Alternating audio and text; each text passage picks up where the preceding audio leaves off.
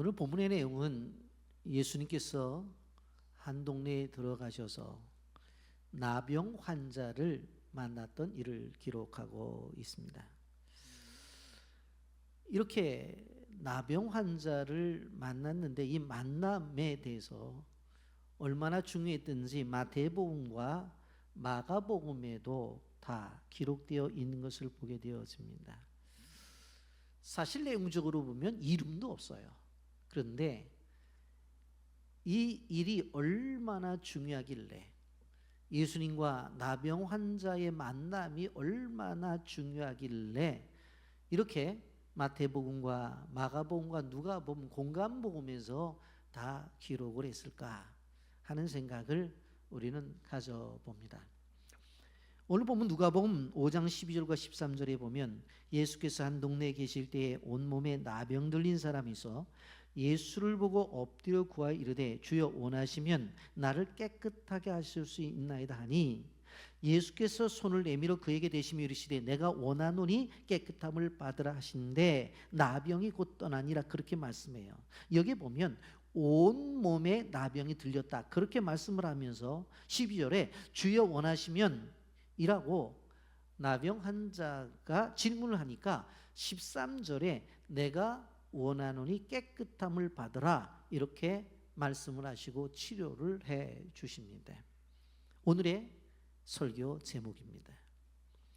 여러분, 그런데 마태복음 8장 2절과 3절에 보게 되어지면 한 나병 환자가 나와 절하며 이르되 주여 원하시면 저를 깨끗하게 하실 수 있나이다 하거늘 예수께서 손을 내밀어 그에게 대시며 이르시되 내가 원하노니 깨끗함을 받으라 하시니 즉시 그의 나병이 깨끗하여진지라 그렇게 말씀하고 있고, 마가복음 1장 40절과 41절에도 한 나병 환자가 예수께 와서 꿇어 엎드려 간구하여 이르되 원하시면 저를 깨끗하게 하실 수 있나이다. 예수께서 불쌍히 여기사 손을 내밀어 그에게 대시며 이르시되 내가 원하노니 깨끗함을 받으라 하시니 그렇게 말씀을 하고 있습니다. 마태복음도 마가복음도 누가복음도 세 복음서에서 다 이야기하는 것이 뭐냐면 이 나병 환자가 주여 원하시면 나를 깨끗하게 하실 수 있다고 이렇게 고백을 할 때에 예수님께서 그 앞에서 내가 원하노니 깨끗함을 받으라 말씀하셔서 치료해 주셨다고 하는 것입니다. 예수님과 이 나병 환자의 만남 속에서 이 놀라운 역사가 나타난 것입니다. 그렇다고 한다면 예수님과 이 나병 환자의 만남 속에서 숨겨진 하나님의 진리를 우리가 좀 살펴보면서 하나님께서 우리에게 주신 은혜를 나누고자 합니다. 영상 보고 말씀 계속하겠습니다. 갑자기 친구가 바로 오는 거예요, 나한테. 뭐라 그래요? 목이 부은 것 같다는 거예요, 제가. 네. 목이? 네. 제가 그 좀 이따 추후에 말씀을 드리겠지만 암 같다는 거예요, 걔가 그냥. 대놓고? 예. 예. 목이니까. 예. 예. 그래서 거기서 이제 수술을 받았죠. 네. 그때 몇 기였어요? 완전 사기 말이죠. 오, 그 정도까지? 예. 근데 이제 꽤 거기서는 컸군요, 예. 이게. 암덩어리가 컸어요. 그러죠. 음. 2차 수술을 거기서 했어요. 네. 이게 초등학교 5학년 때 갑상선 수술을 했는데 그때 암이었다는 거예요. 초등학교 때 이미. 네. 몰랐던 거예요? 예. 아. 그래서 이제 서울 아산병원으로 가서 3차 수술을 하게 된 거죠. 근데 그거 심각했어요? 심각했죠. 어느 정도? 왜요? 조직이 123군데에서 나왔어요. 암 세포가 예, 아산병원에서 할 때. 123군데 그러면 네. 몸으로 퍼졌군요. 다 파진 거예요? 그죠. 목 전체로 다 퍼졌죠. 아, 너무 놀랐어요, 제가. 그리고 이제 수술을 네. 끝냈죠. 음. 끝내고 나면 이제 수술이 끝나면 바로 방사선 치료 뭐 항암 그런 걸 네네네, 막 하잖아요. 하잖아요. 네네.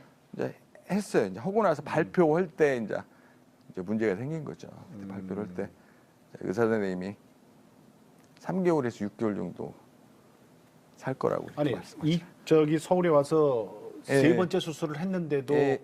수술을 했는데도 3개월, 6개월 예. 얘기네요. 왜요?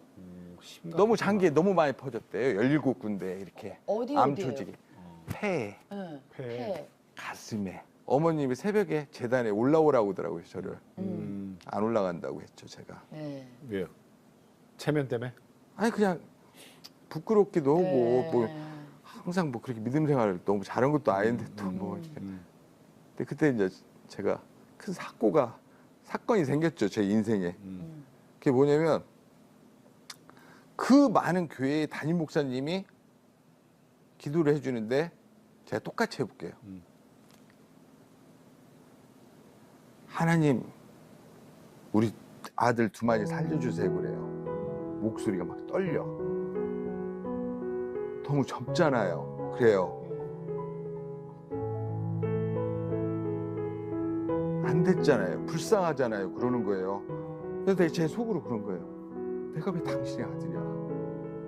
그러지라도 머리 아파 죽겠는데 이렇게 한 거예요. 근데 그 이야기를 계속 반복을 하시는 거예요. 목사님이 기도할 예. 때 우리 아들 예, 우리 아들 두 마리 살려주세요. 근데 목소리가 막 울기일보 직전에 목소리들 있잖아요. 목소리가 떨리고 그 목소리를 이렇게 하는 거예요. 근데 거기서 눈물이 뚝뚝뚝 떨어지는 거예요. 느끼는 거예요. 예. 아, 물이 떨어진다, 눈물이. 뜨끈뜨끈하잖아요. 예. 신경이 조금 있는 데에서. 그래서 그때 이제 제가 처음으로 무서운데 그걸 참은 거예요, 제가. 정말 무섭고 두렵고 살고 싶은데 아주 그 가지랭이를 잡은 거예요, 목사님. 그래서 하나님 살고 싶다. 하나님 저 살려주시면 안 돼요. 엉엉 울은 거예요. 그때 굉장히 오랜 시간 목사님도 우시고 그래서 하나님이 예수님이 잠깐 이 사람을 나를 살리기 위해서 여기 안에 들어와 계시는구나. 이게 그 느껴졌어요. 예, 확신이 온 거예요. 아, 예수님이 나를 지금 만지고 있다는 생각이. 예, 그래가지고 예. 제 몸에서 반응을 오는 거예요. 그날 예배가 끝나고 그날이 또 이제 아산병원 이렇게 가는 날이거든요. 근데 저희 집사람하고 저하고 이제 제가 이야기를 한 거예요. 그때 이야기가 참 하늘이 청하다. 근데 왜 내 몸이 이렇게 날아가는 것 같지? 왜 이렇게 내 몸이 가볍니? 암 환자들은 뭐가 있냐면요. 기침 나오잖아요. 머리에 두통이 있잖아요. 암이 뇌로 갔나? 그래요. 아프니까. 예, 아프니까. 근데 그 반응이 오는 거예요. 나섰구나. 좋은 이야기를 듣겠다. 막 이런 생각이 드는 거예요. 가지고 이제 가니까 그 선생님이 기적같이 반응한다고 그렇게.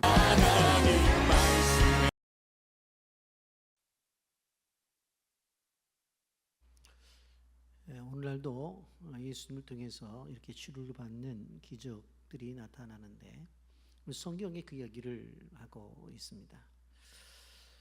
예수님 당시 예수님께서 갈릴리 지역에 다니시면서 하나님 나라의 복음을 선포하시고 많은 병자와 귀신 들린 자를 치유하셨습니다. 그런데 다른 지도자들과는 달리 가시는 곳마다 큰 역사를 나타내셨습니다.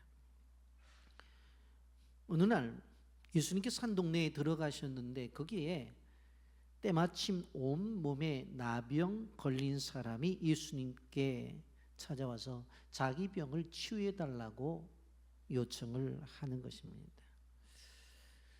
자신은 자신의 병이 불치의 병이라는 것을 너무나 잘 알고 있었어요. 왜 그래요? 그 병이 나병이었기 때문에 눈썹이 사라지고 코가 문드러지고 손끝 발끝이 무너지는 그런 것들을 자기 몸소 경험했기 때문에 그래요. 12절 말씀입니다. 예수께서 한 동네에 계실 때 온 몸에 나병 들린 사람이 있어 예수를 보고 엎드려 구하여 이르되 주여 원하시면 나를 깨끗하게 하실 수 있나이다. 이 말씀에 근거하면 이미 이 사람은 온 몸에 나병이 퍼진 상태예요. 그러니 더 이상 나을 희망이 없는 사람입니다. 나병 때문에 인생이 나락에 떨어진 인생입니다. 이제는 경제적인 활동을 할 수도 없고 더 나아가서 가족과 사이로부터 쫓겨나서 고립된 삶을 살아가는 사람이었습니다. 그런데 그가 수많은 사람들의 사이를 뚫고 예수님에게 나와서 엎드려 치유해 달라고 이렇게 요청을 하고 있는 것입니다. 여러분, 나병 환자는 제사장의 허락이 없이 함부로 움직이지를 못했어요. 분명 그 제사장이 허락을 하지 않았기 때문에 격리 장소로부터 이탈한 것이 분명합니다. 이 사실 하나만이라도 동네 사람들에게 돌로 맞아 죽을 그런 위험에 있었습니다. 그런데 이 사람이 예수님께 나와서 치료를 받았다고 하는 것입니다. 먼저 우리는 이 본문을 보면서 우리가 살아가는 세상이 이렇다라고 하는 것을 알 수가 있습니다. 여러분, 영적으로 단절된 그러한 세상입니다. 여러분, 예수님 당시 나병 환자들은 율법에 따라 하나님께 저주를 받은 부정한 사람이라고 생각했어요. 그러니까 이미 율법에서 저주를 받은 존재야. 그래서 내가 지금 이 나병에 걸렸어. 그렇게 생각을 한단 말이에요. 그러니까 여러분, 이미 이 사람은 영적인 단절이 온 사람이에요. 여러분, 레위기 13장 14장 두 장을 걸쳐서 나병 환자에 대한 처리법이 나와요. 나병 환자는요, 길에 지나갈 때도 그냥 뭐 화장하고 이쁘게 지나가는 게 아니에요. 머리를 다 풀어 헤치고요, 그렇게 지나가야만 됐었어요. 그러한 것들이 나와요. 그러니까 성경에서 이미 나병에 대한 그런 결론을 냈기 때문에 이 사람은 영적으로도 나는 하나님 앞에 버림받은 존재야 라는 생각을 가질 수밖에 없다는 거예요. 오늘날도 우리가 신앙생활을 하면서도 왜 하나님이 나에게 이렇게 관심이 없어지지? 혹시 나 버리신 거 아니야? 하는 생각들을 가질 때가 있잖아요. 두 번째로 사회적 단절입니다. 이 사람은 자신이 가지고 있는 나병 환자 때문에 사회적 단절이 왔어요. 여러분, 지나가는 사람들이 나병 환자가 지나가면 침을 뱉어요. 그리고 돌을 던져요. 가까이 오지 말라고. 그리고 나병 환자 자신이 어떻게 해요? 어느 지역을 지나가게 될 때 자신의 손을 갖고 입을 가리면서 나는 부정한 자다, 나는 부정한 자다, 가까이 오지 말라고 그렇게 외쳤어야만 됐어요. 이것이 사회의 관습이었다고요. 엄밀히 따지면 나병 환자는 무자비한 차별과 무시를 받으며 살아갔던 것입니다. 가족 공동체와도 같이 할 수가 없었어요. 직장도 다닐 수 없었고 이웃도 없었어요. 단절되었어요. 함부로 동네에 들어오다가는 돌에 맞아 죽는, 한마디로 말하면 외면과 천대와 소외받은 삶을 살아가고 있었다는 거예요. 여러분, 오늘날 우리가 살아가면서 많은 사람들이 외로움을 느끼잖아요. 외로움을, 소외됨을 느끼잖아요. 여러분, 여기 나타난 나병 환자처럼 왠지 혼자 있다는 느낌을 가질 때가 많잖아요. 그 다음에 육체적 단절이 왔습니다. 나병이라고 하면 다른 말로 문둥병인데 요즘 정확한 의학용어로 한센병이라고 그렇게 말을 합니다. 한센병은 나균이라고 하는 세균에 의해서 감염되는 그러한, 이것은 전염병이에요. 전염병이에요. 그래서 증상이 바라면 신경이 연약해지고, 그리고 뼈도, 그리고 모든 지체가 손상을 받아야, 눈썹도 빠지고, 그 다음에 코도 문드러지고, 손가락도 떨어져 나가고, 발가락도 떨어져 나가요. 육체적인 단절이 오는 거예요. 우리가 생각해 보면 육체, 그러면 손은 손의 역할을 해야 되는데 이게 다 잘라졌는데 무슨 역할을 해요? 발은 발의 역할을 하는데 발의 역할을 못 한다니까는요. 눈썹이 다 빠져가지고 비가 내리면 눈 안으로 물이 그냥 들어와요. 그러니까 육체적으로도 온전하지 못한 사람이 바로 본문에 나온 나병 환자예요. 그런데 오늘 이 본문을 보게 되면 이런 사람이 예수님을 찾아가는 용기가 있었다고 하는 것입니다. 여러분, 우리가 생각해 봐야 되는 것은 어떠한 일들이 있을 때 정말 치유와 응답을 위해선 예수님을 찾는 용기가 필요하다고 하는 거예요. 여러분, 지금 의학이 발달되었죠. 그런데도 고치지 못하는 병들이 생각보다 많다고 하는 것을 우리 모두는 알고 있습니다. 그러면 어떻게 해야 돼요? 예수님에게 달려나가야 된다고 하는 것입니다. 그런데 예수님에게 달려나가는데 중요한 것은 뭐냐면 방해거리가 있다는 거예요. 방해거리가. 예? 그렇기 때문에 실질적으로 그 방해거리를 지나가기 위해서는 우리에게 용기가 필요하다고 하는 거예요. 방해거리의 1차적인 방해거리가 누군 줄 아세요? 자기 자신이에요. 아니, 이 몸을 갖고 어딜 나가? 자기 자신이 생각을 한다. 그래도 몸이 좀 어느 정도 돼야지 나가지, 이 몸 갖고 어디를 나가? 요즘 애들 말로 말하면 네 꼬라지를 봐. 어디를 나가려고 그러냐? 어디를? 그 생각을 가질 수 있다는 거예요. 자기는 철저한 격리를 당한 사람이고 사람들에게 갔다가 자기의 병을 전염시킬 수 있는 위험적인 사람이었어요. 그렇기 때문에 갔다가 맞아 죽을 수도 있어요.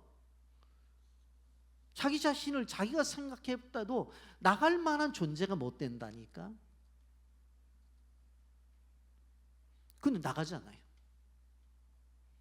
하나님과 나와의 관계 속에서 나를 생각해보면 은혜 받을 만한 존재가 못 돼.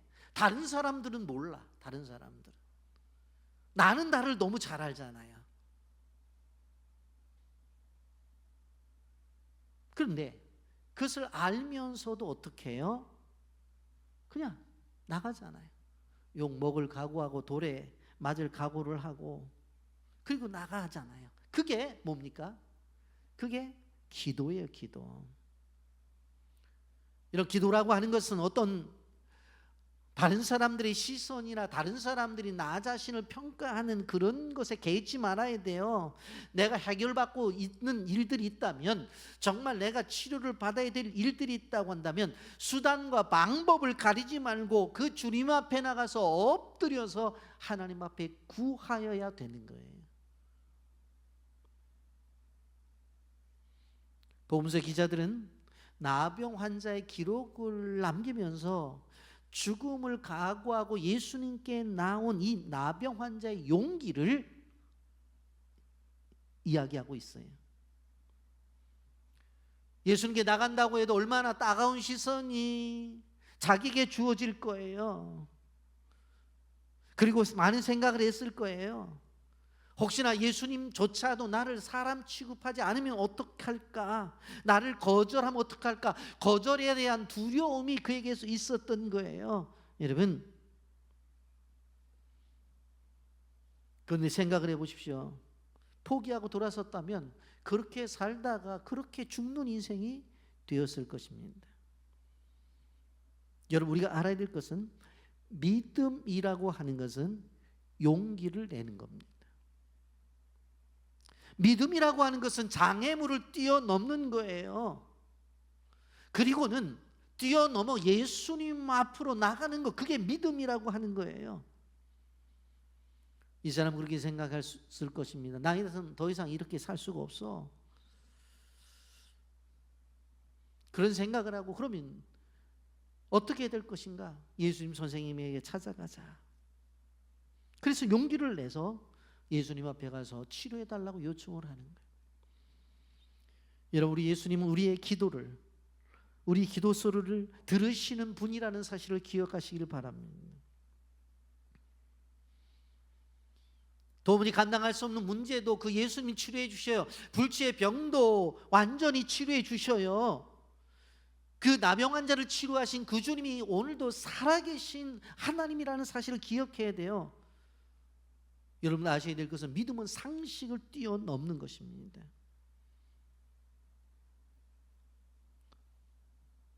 믿음이라고 하는 것은 우리의 경험을 뛰어넘는 거예요. 믿음이라는 것은 우리가 가지고 있는 지식을 뛰어넘는 거예요.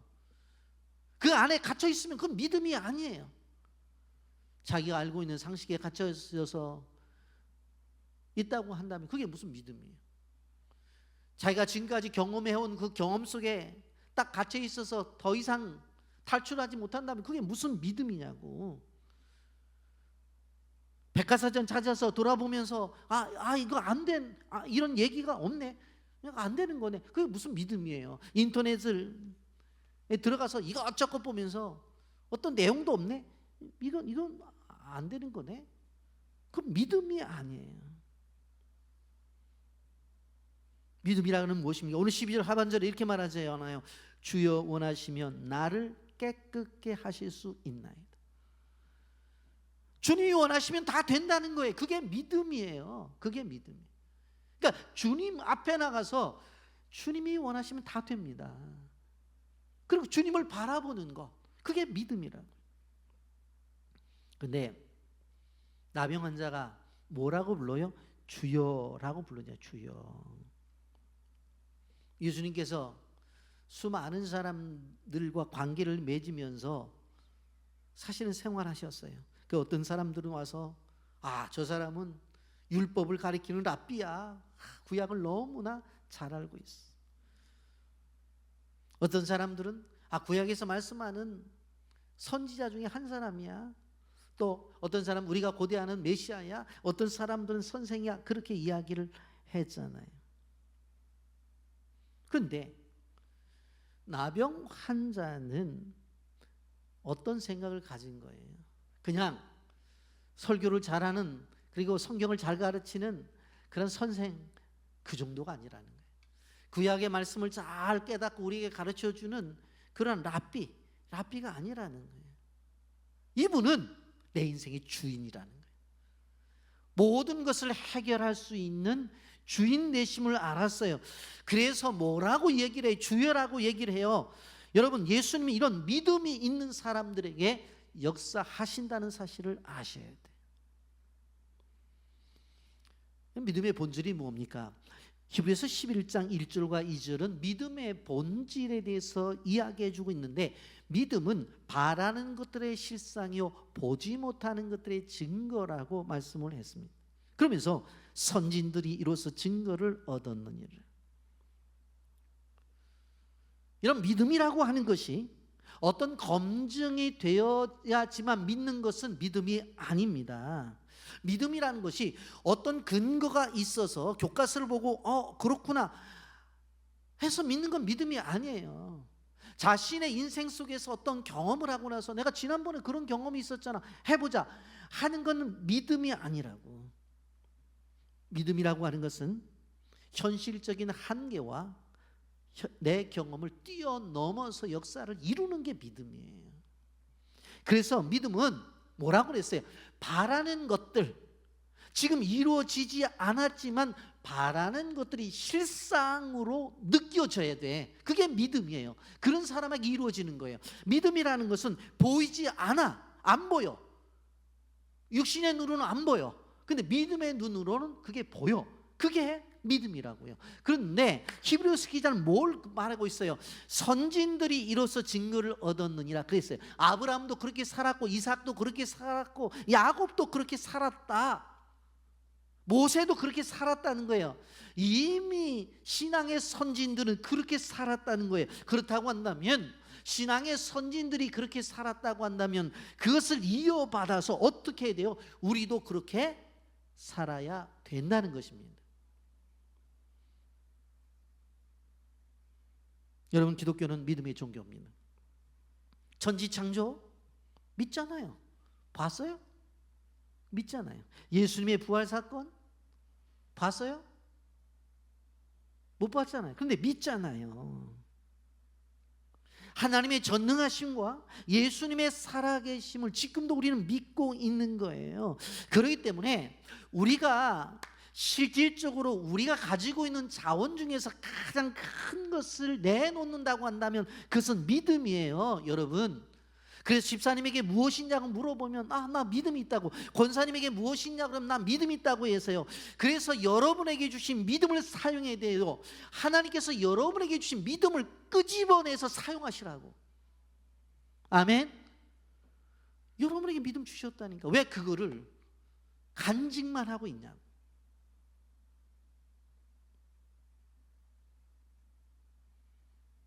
여러분, 그런데 이러한 믿음에 있어서 중요한 한 가지 원리는 로마서 10장 17절에 이렇게 말합니다. 그러므로 믿음은 들음에서 나며 들음은 그리스도의 말씀으로 말미암느니라. 믿음이 어디서 나온다는 거예요?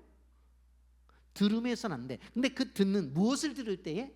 하나님의 말씀을 들을 때에 믿음이 나타난다는 거예요. 오늘 예배 드리면서 말씀을 들었는데, 예배 드리면서 말씀이 듣기 전보다 들은 후에 여러분의 믿음이 더 커져야 돼요. 더 확대져야 돼요. 더 넓어져야 돼요. 아멘?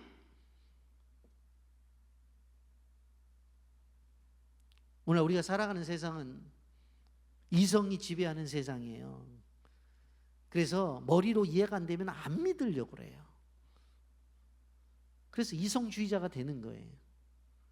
자기들이 경험한 것이 없으면 그거 어떻게 믿어? 그렇게 얘기를 해요. 그래서 경험주의자들이 되어지는 거예요. 끊임없이 계산기를 놓고 계산을 해요.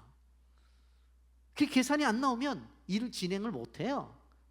왜? 계산이 안 나오는데. 근데 우리 성경은 뭐라고 말해요? 그런 것이 아니라는 거예요. 그런 것이 아니라 누가복음 5장 12절 하면서 말씀에 주여 원하시면 나를 깨끗게 하실 수 있나이다.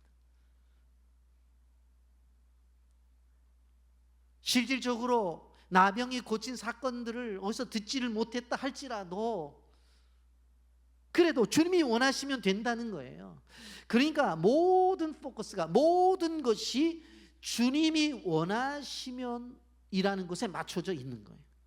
그러니까 그 주님을 바라볼 수밖에 없죠. 그리고 주님이 원하시면 이기 때문에 주님 앞에 찾아가 나갈 수밖에 없잖아요. 그리고 주님이 원하심이기 때문에 그분에게 말을 할 수밖에 없잖아요. 분명코 나병은 불치의 병이에요. 그리고 하나님께 저주받는 병이라고 생각했어요. 그런데 이 환자는 다르게 생각하고 있는 거예요. 아무리 사회 속에서 죽을 병이라고 말을 하고 이건 하나님에게 벌을 받은 병이라고 그렇게들까지 말을 하더라도 주님이 원하시면 나를 깨끗하게 하실 수 있다라고 하는 믿음이 있었던 거예요. 여러분, 오늘 이러한 믿음이 있었기 때문에 오늘 말씀을 보면 그 믿음 앞에 반응하시는 예수님을 볼 수가 있어요. 여러분, 우리는 그 나병 환자의 믿음 앞에 반응하시는 이 주님을 바라보면서 우리도 어떻게 되어져야 될까요? 믿음을 가져야 되겠죠. 예수님은 예수님에게 나온 나병 환자의 믿음 앞에 반응을 하십니다. 반응을 하시는데 예수님께서 앞에 두고 그래? 내가 내게 원하느니 너 깨끗함을 받으라. 그렇게 말씀만 하셔서 고칠 수가 있으신 분이에요. 그렇잖아요. 그런데 예수님께서 친히 손을 내밀어 이 환자의 몸에 손을 대셔요. 그리고는 말씀하세요. 13절 예수께서 손을 내밀어 그에게 대시며 이르시되 내가 원하노니 깨끗함을 받으라 하신데 나병이 곧 떠나느니라. 여러분, 예수님께서 행하신 이 행동은 특별한 의미가 있다는 걸 알아야 되는 거예요. 사람들은 이 나병 환자를 보기만 해도 도망을 갔어요. 그리고 이 나병 환자도 다른 사람들을 바라볼 때에 입에다 손을 대고 뭐라고 말해요? 자기네들은 나병에 걸린 사람들이라고 그렇게 이야기를 하면서 함께하지 않았던 존재들이잖아요. 그런데 주님이 친히 가셔서 어루만져 주셨어요. 제자들이 보면서 무슨 생각을 했을까? 야, 이거 전염병인데 저러다 주님이 나병 걸리면 어떡하지? 수많은 사람들은 어떻게 생각했을 것 같아요? 야, 이거 이러다가 예수님 나병 걸리면 앞으로 예수님의 말씀도 못 듣고 그러는 게 아니야. 그런 생각을 가졌을 것이죠. 그러니까 사실 나병 환자의 손을 대는 일은 당시 사회 속에서 금한 사건이라고 해서는 안 되는 거예요. 그런데 하시잖아요. 왜? 그 영혼을 사랑하기 때문에.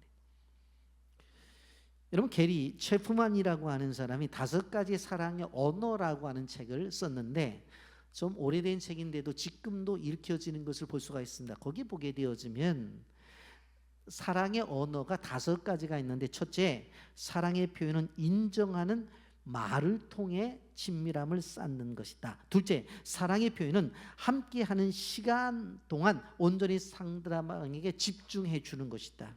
셋째, 사랑의 표현은 선물로 애정을 표현하는 것이다. 넷째, 사랑의 표현은 상대방이 필요한 무엇인가를 공급해 주는 것이다. 다섯째, 사랑의 표현은 신체 접촉을 통한 애정을 표현하는 것이다. 저는 이 책의 이 소제목을 가지고 이 본문을 좀 적용해 보려고 좀 하다가 시간이 너무 오래 걸려서 이거는 제가 하지 않고 마지막 한 가지 단계만 한번 생각을 더 우리가 나누려고 생각해요. 무엇입니까? 사랑의 표현은 신체 접촉을 통한 애정의 표현을 해야 되는 거예요. 그러니까 나병 환자의 몸에 손을 댔다는 것은 예수님이 그만큼 그 사랑을 사랑했다는 이야기입니다. 사람들로부터 고립되어진 사람이었어요. 가족들로, 친구들로부터 고립되어진 그런 존재였어요. 그런데 그러한 존재를 예수님이 오셔서 어떻게 해요? 그 거룩한 손길로 그 어루만져 주시는 거예요. 지금까지 그 어느 사람도 자기에게 손을 댄 사람이었었어요. 그렇게 철저히 외면되고 고립된 사람이었어요. 그런데 지금 이제 그 고귀하고 따뜻한 주님의 손길이 자기의 몸에 손을 댄 거예요. 얼마나 이 환자에게 위로가 되었을 거예요. 격려가 되었을 거예요. 여러분, 용기를 가지고 주님 한 분만 바라보고 이제 그 많은 사람들을 뚫고 나온 이 사람에게 주님은 말씀만이 아니라 다가와서 따뜻한 손길로 어루만지면서 치료를 선포하신 것입니다. 여러분, 주님은 우리가 주님 앞에 나올 때 절대로 외면하는 분이 아니시라는 사실을 기억합니다. 여러분, 그렇기 때문에 예수님께 나올 때 우리는 믿음이 있어야 돼요. 어떤 기도의 제목을 가지고 나올 때 되면 되고 안 되면 안 되고 그런 식으로 해서는 안 돼요. 아무리 불가능하다고 보이는 것이라 할지라도 예수님에게 나올 때는 이것은 믿음을 가지고 기도해야 되는 것이에요. 12절, 주여 원하시면 나를 깨끗하게 하실 수 있나이다. 이 사실에 13절에 뭐라고 반응을 하여? 내가 원하노니 깨끗함을 받으라 하신데 곧 나병이 떠나니라. 여러분, 우리가 알아야 될 것이 정말 믿음의 생활 속에서 응답의 생활을 원하면 이 믿음의 원리를 잘 파악을 해야 돼요. 나의 원함과 주님의 원함이 하나가 되면 그것이 응답이에요. 그러니까 왜 응답이 안 나타날까요? 나의 원함은 있는데 주님의 원함이 없기 때문에 응답이 안 나타나는 거예요. 근데 오늘 여기 12절 13절 딱 2절에 딱 나오잖아요. 주여 원하시면 나를 깨끗게 하실 수 있나이다. 나병 환자의 원함이 있어요. 그랬더니 13절에 내가 원하노니 깨끗함을 받으라. 그 한 말씀에 나병이 떠나버리잖아요.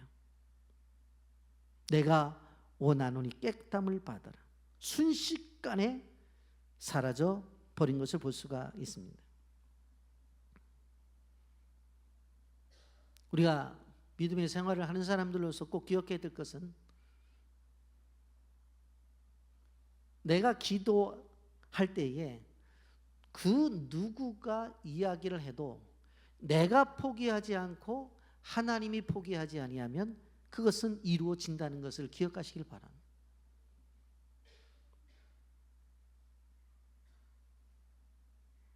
그렇기 때문에 어떠한 일도 단념이 있어서는 안 돼요. 왜 그래요? 예수님은 나를 도와주실 능력이 있으신 분이기 때문에 그래요. 그것이 가정의 일이든 직장의 일이든 그것이 육신의 질병에 이르든 예수님이 개입하시면 모든 것은 다 해결된다. 아멘입니까? 여러분, 오늘 성경은 분명히 말을 했어요. 곧 나병이 떠나니라. 회복시켜주시는 예수님에 대해서 말씀합니다. 세 가지의 회복을 말씀하십니다. 첫째, 병에서의 회복입니다. 이제 완전하게 치유를 받죠. 정상인이 되어진 거예요. 그래서 육신적으로 이제는 완전한 치유를 받고 생활하게 된 거예요. 둘째로 관계의 회복입니다. 이 관계의 회복은 사회적 회복이라고도 말씀을 드릴 수가 있습니다. 여러분, 육신적으로 회복은 됐어요. 그런데 아직까지 사회적 격리된 현상 속에서 단절된 것에서 자유를 얻지 못하는 거예요. 왜 그러세요? 율법에 의하면 나병 환자가 치료를 받았을 때 누구에게 찾아가야 돼요? 제사장에게 찾아가서 제사장에게 자기 몸을 보이는 거예요. 그럼 제사장이 당신이 다 나았다고 선언을 들어야지만 그 다음부터 그는 자유로운 생활을 할 수가 있는 거예요. 5장 14절 말씀 보십시오. 예수께서 그를 경고하시되 아무에게도 이르지 말고 와서 제사장에게 내 몸을 보이고 또 내가 깨끗함됨으로 인하여 모세가 명한 대로 예물을 드려 그들에게 입증하라 하셨더니 그랬어. 가셔서 어떻게 하라는 거예요? 제사장에게 자기 몸을 보이라는 거예요. 그리고 확실하게 나은 것을 확인받아라. 거기서부터 이 사람은 어떻게 되어져요? 완전한 사회적 회복이 이루어지는 거예요. 관계적 회복이 이루어지는 거예요. 지금까지는 어떻게 되었습니까? 부모님에게도 가지 못했어요. 그런데 이제는 갈 수 있어요. 이제는 친구들에게도 찾아갈 수 있어요. 관계 회복이 된 거예요. 예전은 길거리에 구직 광고를 봐도 갈 수가 없었는데 이제는 제사장이 나았다고 확인을 해 주었기 때문에 어떻게 되어서요? 그는 이제 나가서 취업도 할 수 있는 거예요. 관계의 회복이 이루어진 것입니다.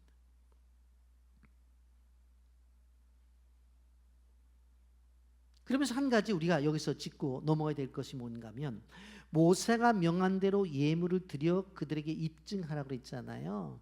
지금 누가 치료를 해주셨어요? 예수님이 치료를 해주셨잖아요. 그런데 예수님이 내가 너 치료해 주었으니까 밥 한 그릇 사라 그런 얘기 없었어요.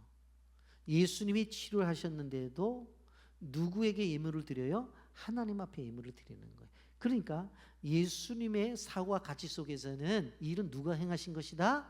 하나님이 하신 것이다. 하나님이 하신 것이다.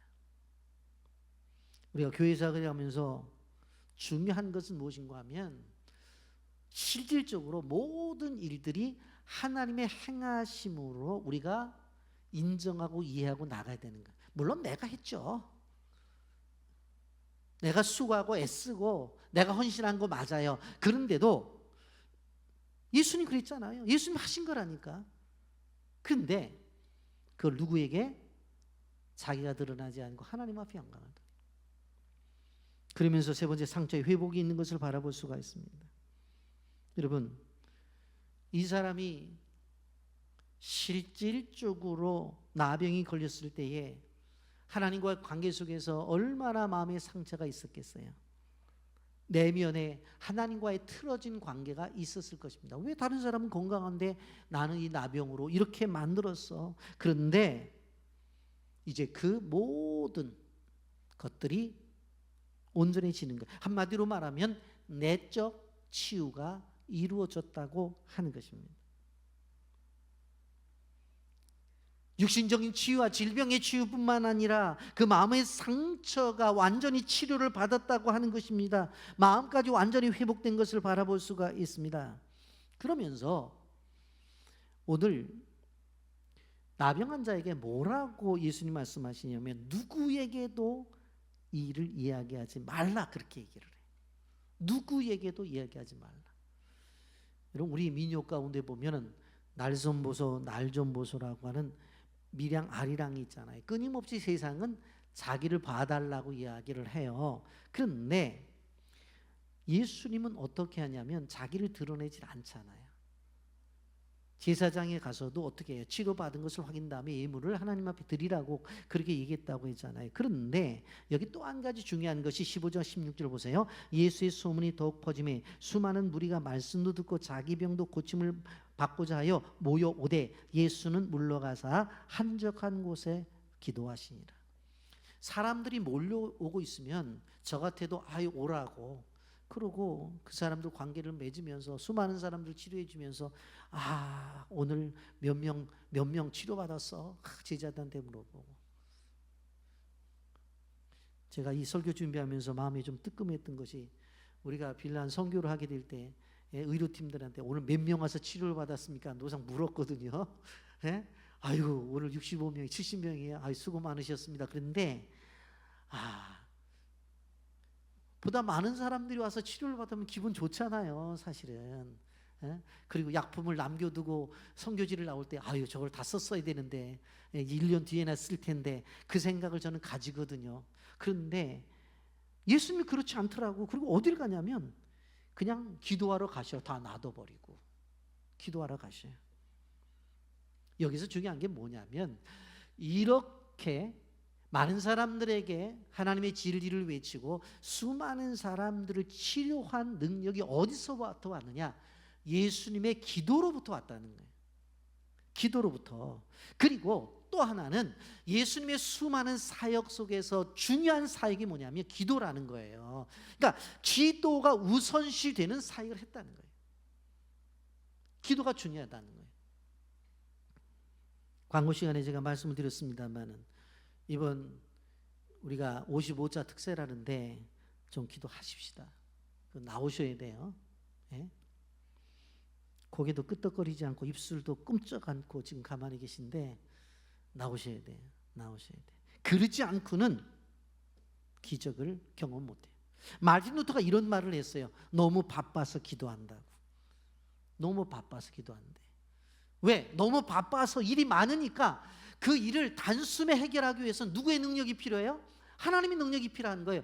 나는 5시간 일을 해야 되는데 기도하니까 하나님이 그냥 1시간 만에 끝내주실 수 있다고요. 아멘. 그래서 우리도 고백이 있어야 돼요. 너무 바빠서 기도합니다. 집사님 오늘 아유 바쁘신데 새벽기도 나왔네. 아예 그래 바빠서 내가 기도하러 나온 거야. 그런 고백이 있어야 된다는 거예요. 오늘 말씀을 보면서 정리합니다. 예수님의 능력을 과소평가하지 마세요. 예수님은 무리를 거리실 수 있는 분이에요. 예수님은 장님의 눈을 뜨게 하실 수 있는 분이에요. 예수님은 죽은 자를 살리실 수 있는 능력이 있으세요. 예수님 오늘 본문에 나타나는 것처럼 나병도 고치세요. 예수님만이 우리의 도움이 되세요. 여러분 절망에서 일어나시길 바랍니다. 안 된다고 포기하지 마세요. 내 힘으로 안 된다고 포기하지 말고 주님에게 맡기세요. 내 방법이 다 무너졌다고 말하지 마세요. 내가 해도 안 된다고 길이 없다고 말하지 마세요. 예수님이 길이요 생명이요 진리라고 말씀하셨어요. 그러니까 그 주님이 만드신 길로 가시면 된다고 하는 것입니다. 여러분 예수님에게 방법이 있습니다. 그러므로 우리 사랑하는 빛의 교회 모든 성도님들 이 말씀을 들으시고 오늘 설교의 제목처럼 원하시면 그 기도의 제목을 가지고 주님 앞에 나아가고 주님께서 원하노니라는 답을 통해서 우리의 모든 기도의 제목들이 응답받는 역사가 있기를 예수님의 이름으로 축복합니다. 아멘.